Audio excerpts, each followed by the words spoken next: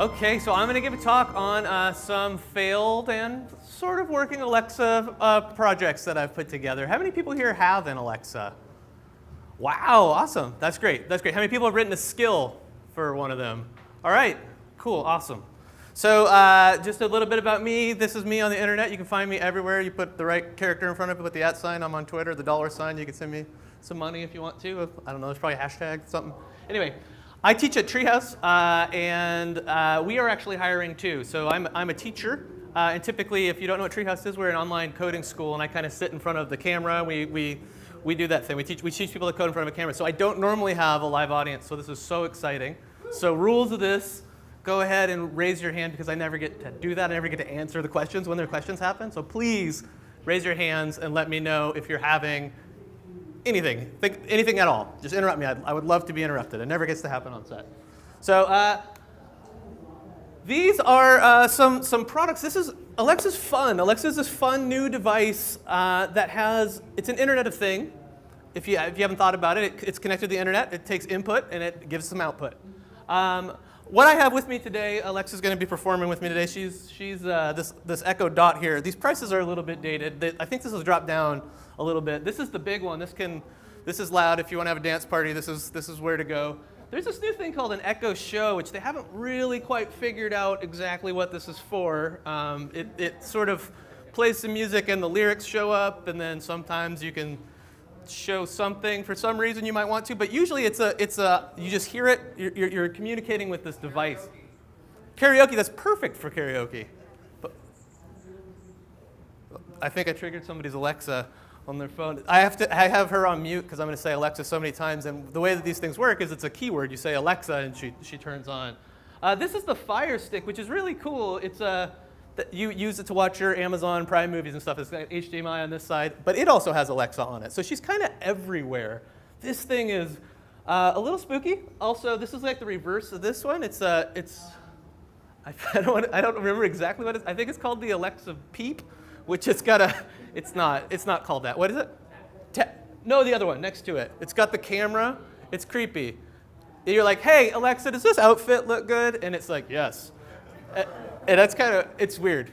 But they're coming up with different concepts for that, and it's just another input into this world that exists.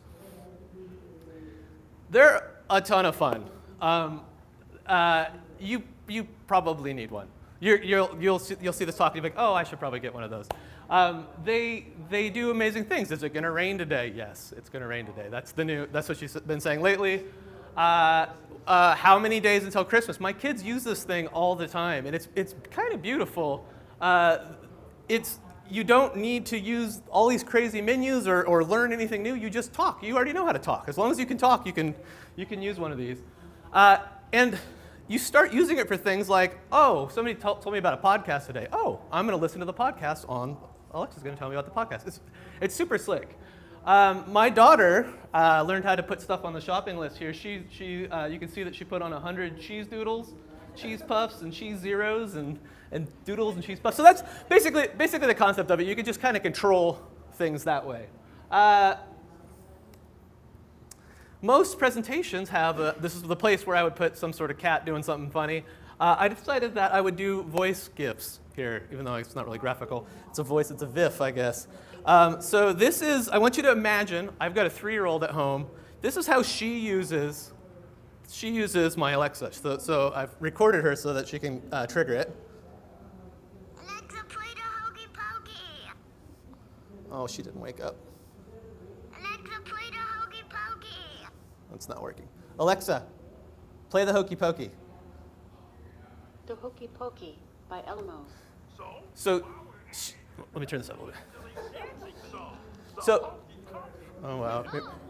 So she's sitting in the kitchen. She's 3. She's decided that she can do the Hokey Pokey. It's very out there. It's just like Judy Jetson stuff, or not Judy Jetson, the robot. Who is the robot on? The robot on the Jetsons. And she's in here doing it by herself. She's chosen to. This is what she wants to do all the time. This is what it's all about. As you know, it's amazing. So Alexa, stop. I wish that worked. That would have been neat if that worked. because you can record it and make it do stuff like that. So okay, so skills. Skills are like apps. I don't know why they're not called apps. They're called skills. She learns new skills. This is actually a little bit dated of a picture, but they have cool things. Like there's Sirius. I want to play my Sirius stations. Maybe you want to have Fox News tell you something. Here is available. You can install the skill, do that. There's really neat things like, hey Kayak, I'm going to book a trip from New York.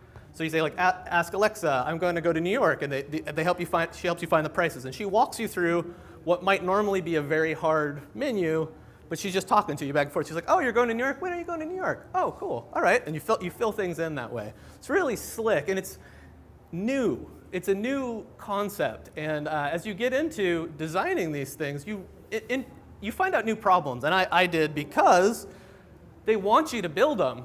They want you to build these. So I bought this one, and there's a little thing where you can get some socks and another echo, and all you had to do was write a skill.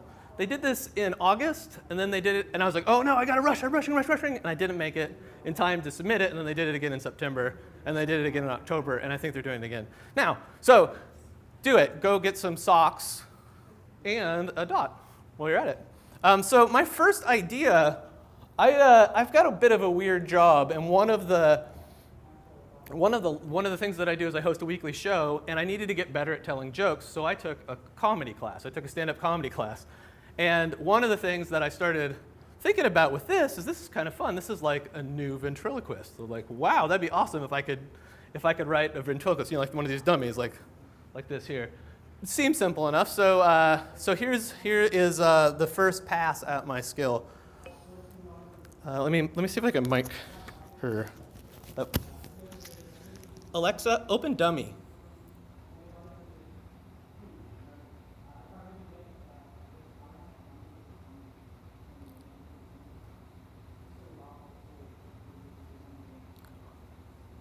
Hey, who are you calling dummy? You. I mean, do you see anybody else here? Is that all you got? You have. You've seen it all, sir. What? Do you want to hear an impression? Yes, I'd love to hear an impression. Let's see what jokes you have. Okay, ready? Yeah. I'm the Google Maps lady. Turn left. Bam! Well done. Well done. Great. Want another killer impersonation? Oh, absolutely. What else do you have? Here, I'll do Siri. Go ahead. Ask me a question. Okay. What's happening at the next node PDX, or PDXNode? I don't know what you mean by okay, what's happening at the next no PDX, no. Booyah! Nailed it. Very good. So that's the ventriloquist code. So let's take a look at how I did that really quick. So you define your skill. This has been a little sloppy. They've gotten a lot better at this, but when you were first writing these, you had like 7 or 8 web tabs open, and they were all doing different things. And to get there, you had to have these terms and things, and it was not very clear what was going on. We actually have a course on Treehouse that I'd like to suggest that you take a look at if you want to get more into this. So this is, you define your skill, and they all have names. So that one's called ventriloquist, and you'll notice that when I said, Alexa, open dummy, if I don't turn her off, she talks the whole time. I say, Alexa, open dummy. So that's the invocation name. So I invoke her by saying dummy. Before we look at the code, I'll show off some code, but I want to do some terms first. I don't know if this is for having the same small problem. I'll read it. So intents are what you are intending to do. What are you asking her to do? That's an intent. And there's built-in intents, and you can make custom intents. So the one that I made here is I had a custom intent called the get new dummy line. And there's these things called slots. And those are dynamic values. And I think that this is very common if we're web developers in here. You've seen a URL before, and they have a resource, right? So this is like, I'm looking at the products. This is my intent, and this is my slot. I'm looking at the 1, 2, 3 here. This is the slot that's being passed in. Now slots are dynamic values, and you can say what things go in there. So I made a custom type that just allowed whatever to be said. So you know that when she repeated what I said, that was whatever was went in there. I didn't really care. She wasn't really listening to me, but I was writing it that way so that it looked like it. Just a couple more. So the way that this works, the way that it works so magically, for instance, thank you. These utterances, the way that it works is, so this is my intent here, and I could say different things. Like I said, I could have made that say, I want to buy a ticket to New York or whatever. And it's different ways of saying the thing. Those are utterances, things that I might say to it. You're kind of helping it build its concept of how it might be interacted with. And it uses some machine learning, and it's getting better. This technology is kind of out of this world. The speech to text of like how a human might say something, it can get from 3 or 4 of these. You put 3 or 4 in, and it kind of deduces what it is that you're talking about. Sessions are very much like web sessions. You think about them like cookies. You kind of pass some values as we're going back and forth. So she was in a loop here, and there's in the SDK that we'll look at here in a second, I was saying ask, and every time I said ask, she was waiting for a response, and then when she says tell, she's done. So I kept the session open the whole time that we were talking through that. So what happens is the intent is sent to a place, and that place can be anywhere. But most commonly, and this is from Amazon, what they're trying to have you do is use these Amazon Lambdas. If you've never used one of these before, they're awesome. All of a sudden, you can run code wherever for, air quotes, free. You can run this function. Okay, so it's going to pass an intent in, and then you can work with it, and then you're going to return a response back, and it's this magical free thing. Now, when I talk about all the different windows, here's another 4 windows that open up from here. So it supports Node, C#, Java 8, and Python. It doesn't matter. She doesn't care. She just sends her thing. There's this thing here called an ARN. It's an Amazon resource name, I think, or name. Amazon resource name. And you connect the two with that. It's like the new URL. This works by, you can upload a zip file, or as the tools have gotten better since I first started doing this, there's a CLI now, so a command line interface where you can actually push stuff up, and you don't actually need to look at the web pages anymore. So let's take a look at the ventriloquist code here. I'm going to pop this up a little bit bigger so we can see. Everybody can see in the back. Are we good? Yeah? All right. This is what an Amazon Lambda function looks like, and you can you get event context, and you get another variable called callback, but ESLint says, hey, you didn't use that, so I don't have it there. And basically, the SDK gives you this thing called a handler, and that handler will then register other handlers. So the way that the SDK works, it's a little bit strange at first to get used to. It works using event emitters. So you emit these names, and they call these functions that are strings inside of this handler's bit that you've done. And you can modularize that pretty easily. I'm not exactly sure why they did that. We'll take a look a little bit later. So basically, all this thing does is it goes out to the internet, and it comes back with a script that I've piped right now. It's just on my GitHub. So there's a GitHub file there, reads the script, does some stuff, because you can't send the whole script through the session each time. So I'm just sending one line, what the next line is each time to go through. There's too much data to send through. And it's like a remote for loop, just going through, and whatevs is the variable that I've set from the request coming in. So she comes in through the intent slot here, and whatevs, and I replace whatevs in the script, which if we take a look at the script really quick, this is SSML, which is speech synthesis markup language, which is basically some XML. And you notice that I slowed her down when she did the Google thing, so I said rate slow and the pitch low. I don't know what you mean by it. She did that, right? So And then again, I did the turn left there. I don't know what, oh, you know what? So she's hitting GitHub, and I changed my script. But it was cached from GitHub. So that's what that little blah, blah, blah that she said there. She's supposed to say you really should update your jokes. These are ridiculously dated about the dummy. So, all right, my timer hasn't gone off yet, but I think I want to go back to the presentation right now. Yeah? So why did you use the DynamoDB table? Could you just use a JSON object or a JSON array? Yep. And upload it? I'm just curious what was the... Yep.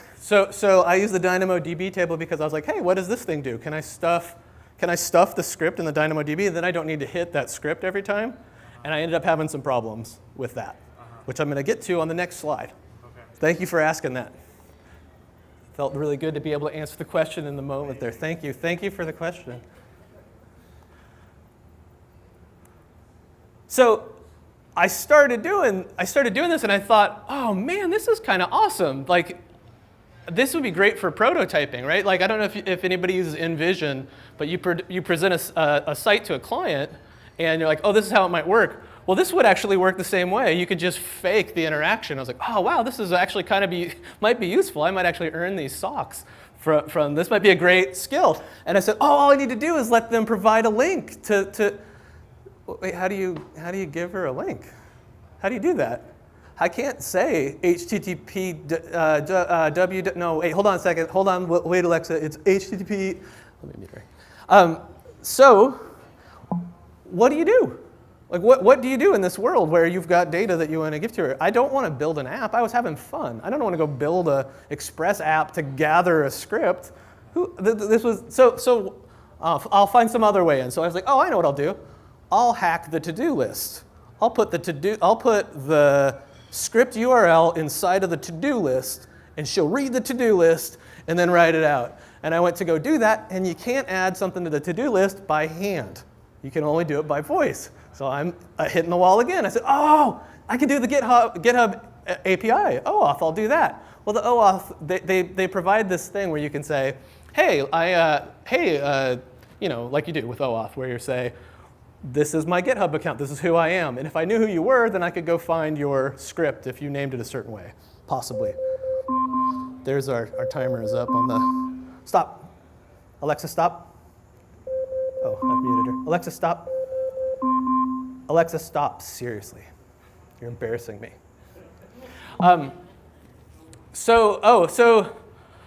So that didn't work because it's a different version of OAuth, and I'm dealing with all these different things going across. One of my coworkers suggested, hey, have you heard of Chirp? Maybe you could do Chirp, and Chirp is super interesting if you haven't heard of that.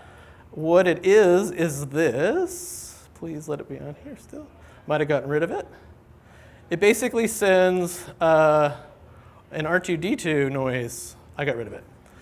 It goes, and it sends an R2-D2 data encrypted that something on the other side can read. There's an API on the other side. Didn't work. And then finally there was this ask with card, which feels like it. I was like, oh, I found a method that will work. Ask with card. There's these cards that come down to your app. Doesn't work. You can't type into it. So I was unable to give this thing a URL. And I guess you have to build an app. I guess that was the solution for that. And remember when I said I missed the deadline? This was into September. So one of the favorite things that my daughter likes to do is this one. And I'm glad that the mic's on for this. Is awesome. Alexa, beatbox. Boom, boom, boom. All day long. In my house all day long. This is going on. This or the hokey pokey. They go back and forth. So I had a new idea. I love knowing what's going on, but I'm a dad and I do a lot of dishes and I don't have time to read the weeklies anymore. And I don't know how to keep up to date. I don't know how to do it. I miss shows all the time. People are like, did you go to that show? Oh, I didn't even know it was happening. I can't read the weekly while I'm doing the dishes. So she sits right by the dishes. So I was like, oh, I know what I'll do. I'll make an app that tells me what's going on. That seems great. That seems like, hey, there's something going on Tuesday. What's going on? So basically the concept was, look, if it's not set, I want to set what city I'm in, and we'll set some categories. Maybe we can define those, but probably for me it's just comedy or music going on. there's an awesome eventful API that searches based on preferences. You can say, I only want these two things, and it will do that. And they're rated with like how many people are interested in them, so also sort of works. And so the pseudocode is this. For each day that has an event, ask the user, are you interested? Because maybe you don't want to go out on a Tuesday. Not everybody likes to go out on a Tuesday. And then for each of those days, ask if the event to see if they're interested. So we're basically, in my mind, I've taken a web application and I've clicked the day, and then I've clicked the event listing, and then I've got the item. So basically that's what we're doing just in a place here. But what happens when you do this, especially in a place like Portland, there's a lot of stuff going on. There's like 75 things happening tomorrow. So how do you store these preferences? Because I don't want to, every time I turn the thing on, I don't want to say, yes, set my location to Portland, Oregon. Well, there's a great plugin, another one of their services. I don't even know what you call those anymore. It's a service that they offer to you for free, so that you can accidentally go over your limit and then you pay for it. Like that's the. It's not freeware. It's sort of, I don't know. There's some term for it. Anyway. And so the DynamoDB is device specific, because in the beginning you might have saw that there's some of those that you can carry around. I might be on a trip and bring my Alexa, and I want to know what's going on in a different town, but I don't want to mess up somebody else who's at home with their Alexa. So all these skills are attached to your Amazon account, but you can be very device specific about them. So that was part of the logic here. The API query, you only have 7 seconds. She has 7 seconds to go do whatever it is that she's going to do before she comes back, and then she'll time out. And there's a lot of data, as it turns out, right? There's 75 events each day, more or less, going on. And I wanted to only store what I needed, like what's happening tomorrow. So basically, I hit the API asking for one page with one result, and then just kept on moving down that. So again, a big for loop. So there's some state handlers. Let me just, I'll run a demo real quick. So I called it, oh yeah, she's on loud, huh? Alexa, open weekly interested. There are 30 events happening on Thursday, October 12th. Are you interested? Yes. After each event, tell me if you are interested by saying yes or no. The Mavericks 21 plus event? No. The Cribs? Nope. So I can say different things and she'll understand what I think. I probably need to touch. Are you interested in the Cribs? Answer yes or no. Nope. POS? Yeah. POS is happening at October 12th, 2017, 2100 hours at Mississippi Studios. Check your Alexa app for more info. So Would you like to hear more events for Thursday, October 12th? Stop. Are you interested in more events on Thursday, October 12th? Seriously. Answer yes or no. Alexa, quit. I forgot what my keyword was. There we go. So she sent a card there, and now I have information about the thing that I was doing while I was going through. Now I'm done with the dishes. Now I can look at the thing. So that's the concept of how it works. But it's a weird API because she's like POS, the shins, and you don't know. I wrote it originally where I was like, are you interested? Are you interested? Are you interested? Are you interested? And it gets really annoying. It's an annoying problem to solve. So let's just take a quick peek, because I want to show you. Alexa, set a timer for 5 minutes. I want to show you the 5 minutes, starting now. Thanks. I want to show you the what happens.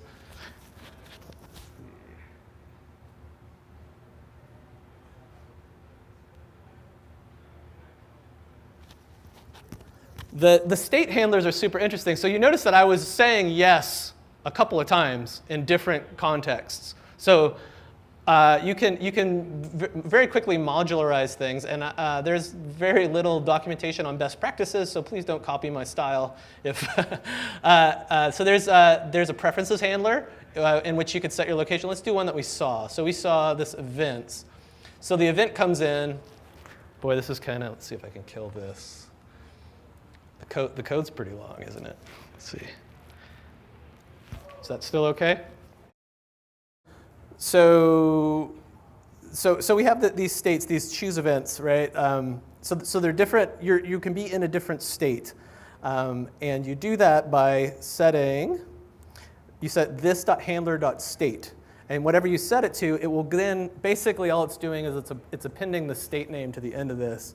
But it's how this SDK works. So it calls these features, and then at the end you register all of these different handlers. So therefore, this is one of these built-in intents. I can say yes, and if I'm in this state, this is the code that runs.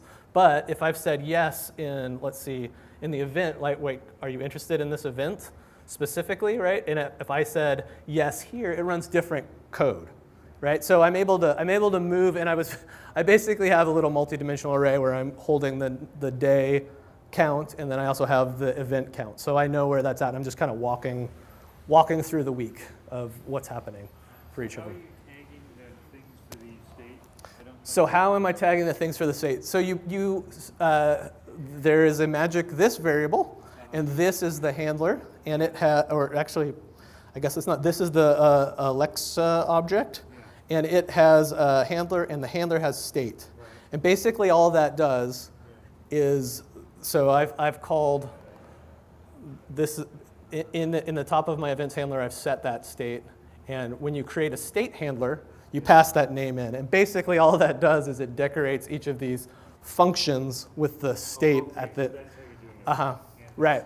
And so whatever you put in there, you can jump to these different modules. So basically, it can get big, and it got big pretty quick. I was having some problems when I was trying to just do yes, no in one handler without state. And I know state's bad. I know that's we're not supposed to talk about that anymore. But yeah, you need it. You need it for that. So let's flip back really quick. I got one more. My 6-year-old is in love with this, and she is also in love with kitties. And she has been learning how to do some math, and she's been doing math on her hands. And she sat down and she said, I want to get an Alexa for my room. And I said, well, if you want an Alexa for your room, you're going to earn it. So we sat down and she flow charted this out, as you can see, very clearly. I was basically trying to teach her how to flow chart and do it, but it was awesome because I sat down with a kid who doesn't know UI or anything, and she said, I wanted to ask me what 1 + 1 is, ask me what 1 + 4 is. And so we did it, and we walked through, and because you can prototype in voice, I was just being Alexa, and we were playing. And she was like, no, Daddy, I don't want it to be so hard when you start. Because I was like, what's 5 + 5? And you're on your fingers, and that's too much. So we made an adaptive. It gets harder the more you play it. So you can start on your hand, but I want her to be past her hands. So basically, this is it right here. Open kitty math. And she loves kitties. It's a weird thing that they're into. Alexa, open kitty math. All these praises are hers, too. Welcome to Kitty Math. Meow. The current high score is 5. I am going to ask you some math questions. Are you ready? Yes. What is 1 + 2? 3. Ka-chow. Meow. What is 4 + 1? That's 5. So that's only on one hand, right? Oh. 4 + 1 is actually 5. Better luck next time. So I started Would you like to actually- play again? Oh, my timer. I think my timer actually did it. I think my timer cut. Oh. 4 + 1 is actually 5. Better luck next time. Would you like to play again? No. See you next time. Meow. Meow. Alexa, stop. I think the timer came in and kicked the voice thing there. But basically, so it goes and it goes. So I tried to submit this for her, and they said it was intended for people under 13, and then she couldn't get one. So I bought her one anyway. But I guess you're not supposed to do that. I guess you're not supposed to make apps for kids, even though the kids can use them, love to use them. So there are some tools, so you don't need to buy one. This is the other thing. There's a tool called EchoSim, which is kind of not working so good lately, but it's online. It's echosim.io, and you can attach it to your Amazon account, and you press spacebar, and it's just like this, and it will run off of your skills. They just released this thing, this Ask Alexa Skills Kit, CLI command line interface, very much ripped on Rails off of wherever, Sales, whatever we're in. Sorry, I'm not sure. Oh, you're right. I'm not sure either. And it lets you, first of all, deploy, and you can store, instead of having to go to a website and put all the JSON stuff in, you can actually store it in your code base, and it will deploy, and it will push it up, and you don't need to worry about all those different web tabs. It's great. Start with the ASK CLI first. And there is a thing called AWS logs, which is amazing because you can run stuff in, and there's a thing called CloudWatch, and it will store your logs. But if you don't know what's going on, you have to go and find the log on the page and find the right time. It's a kind of a nightmare, but there's this thing called AWS logs, and you can actually tail. And that way, when you're running, you can see what those bugs were that happened. So for instance, I'd like to actually see what happened in Kitty Math there for a second. Let me just. So I wrote a little quick function that will tail that. But you can see that it spits out whatever console logs I had in there. I guess I don't have any console logs in there. But basically, that's what it will do. So as it's running, it will show you as it's going. So it's a great way to debug. And it made it a lot easier. And it was not easy until I figured out these tools.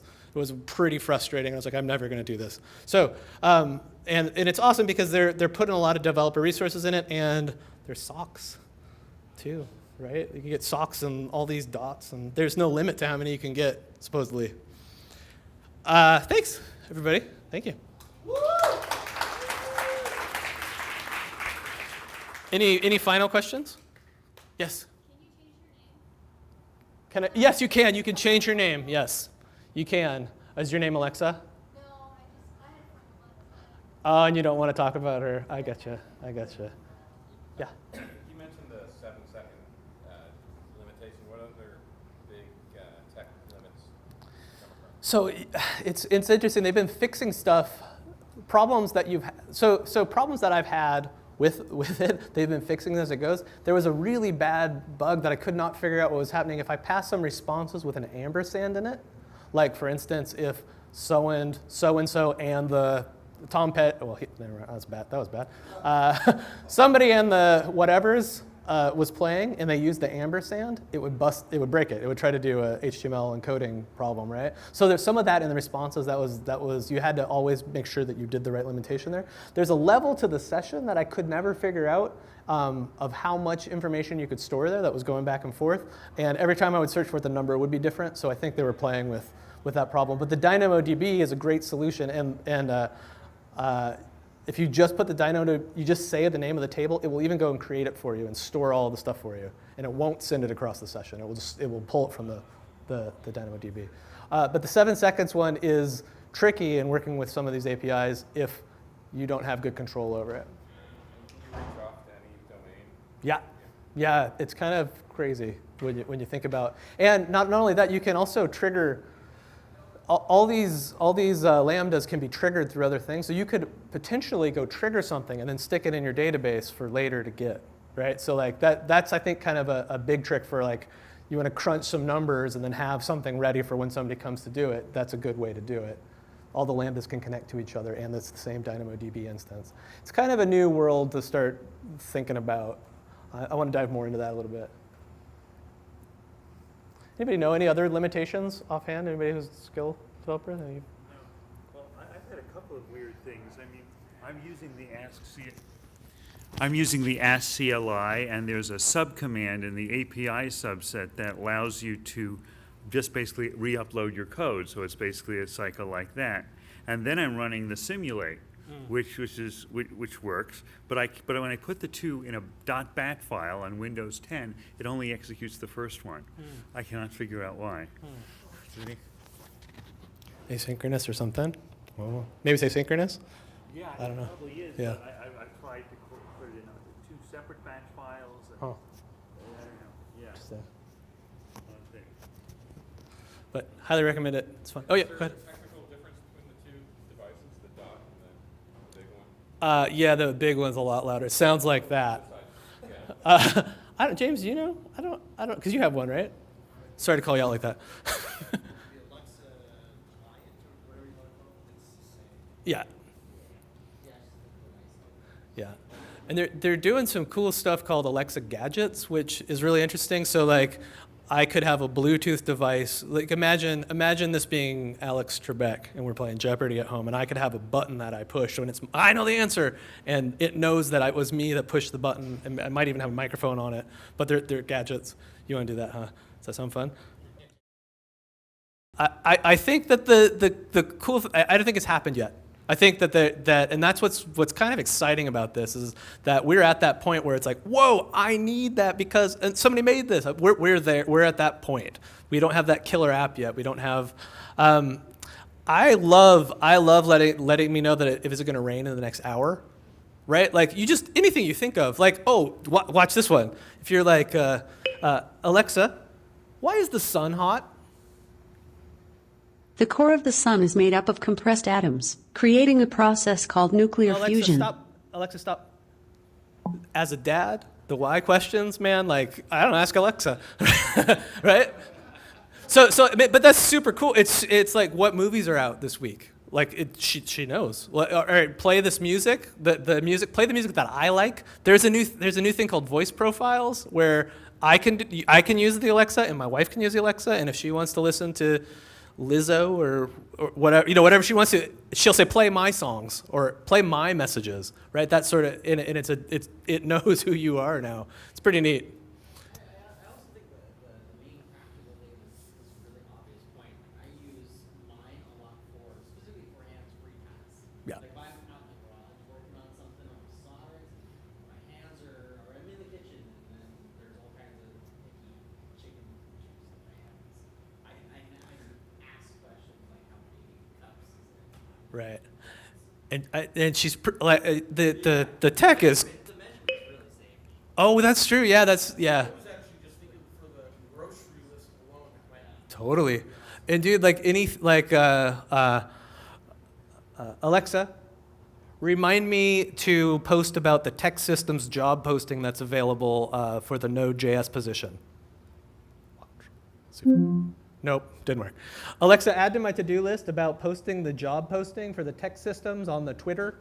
I don't know let's see what she says. I added about posting that job posting for the tech systems on the Twitter to your to-do list. Right, so like my to-do list now has a thing that I can probably decipher. But that was rad because I was just rambling, and she can figure out what it is that I'm saying, and that's super powerful. Now that's on my phone, right? I'm out now, and that's on my phone, and this could be anywhere. So it's coming. And you can make the developers are really silly. So like a lot of the stuff that she can do, like it's just silly and it's fun, and you can play with her voice in a fun way. And I think it's coming. I think this is so close. I mean, I watch my kids play with this, and I know they're growing up with it. It's coming. Like that's the telltale sign. Like, is the iPad gonna work? Yeah. Look at that kid. Look at that kid using that app. Like, this is it. It's coming. I think.